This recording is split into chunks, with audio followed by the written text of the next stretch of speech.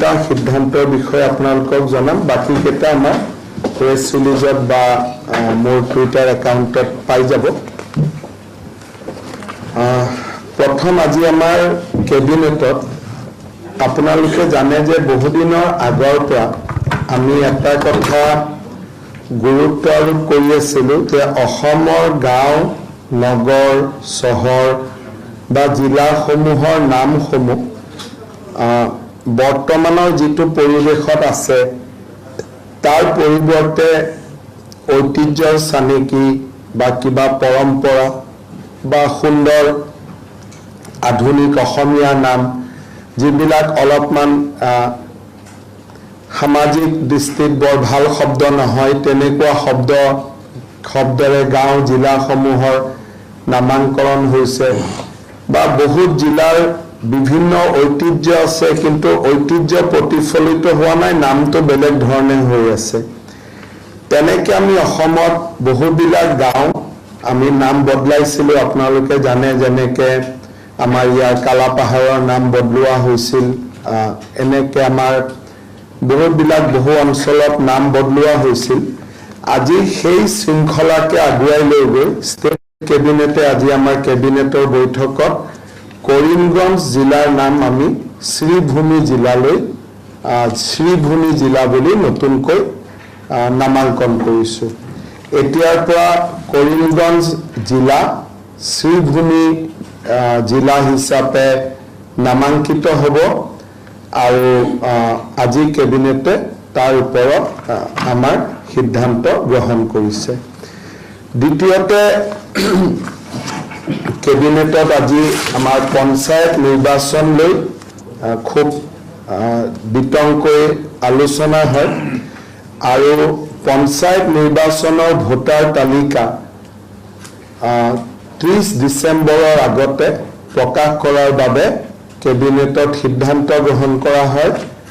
আৰু 30 ডিসেম্বৰত যদি ভোটাৰ তালিকা প্ৰকাশ পায় তেনেহলে আমি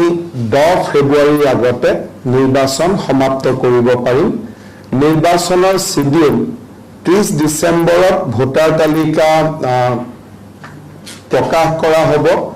আৰু জানুৱাৰী মাহৰ প্ৰথম সপ্তাহতে নিৰ্বাচন ঘোষণা কৰা হ'ব নিৰ্বাচন দুটা পৰ্যায়ত অনুষ্ঠিত কৰা হ'ব আমাৰ লক্ষ্য থাকিব যাতে 10 ফেব্ৰুৱাৰীৰ আগতে গোটেই নিৰ্বাচনৰ প্ৰক্ৰিয়াটো শেষ হৈ যায়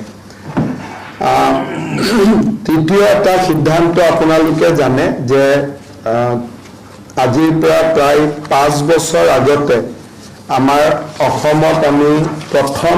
ইনভেষ্টমেন্ট সামিট আমি কৰিছিলোঁ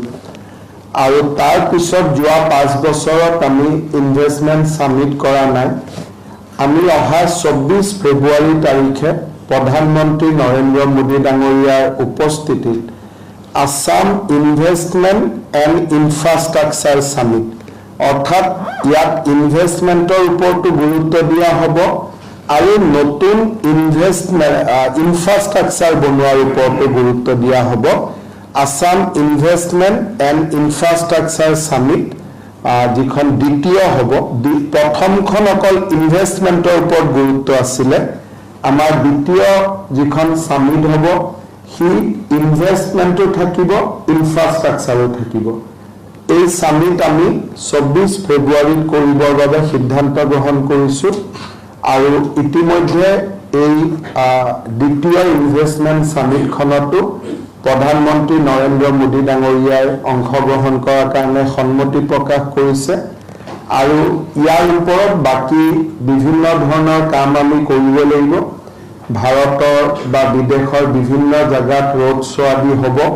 আমি বিদেশৰ কম্পোনেন্টটো খুব কম ৰাখিব খুজিছোঁ যোৱাবাৰ আমি বিদেশত বহুত কেইটা জায়গাত গৈছিলোঁ কিন্তু এইবাৰ আমি বিদেশৰ কম্পোনেন্টটো কম ৰাখি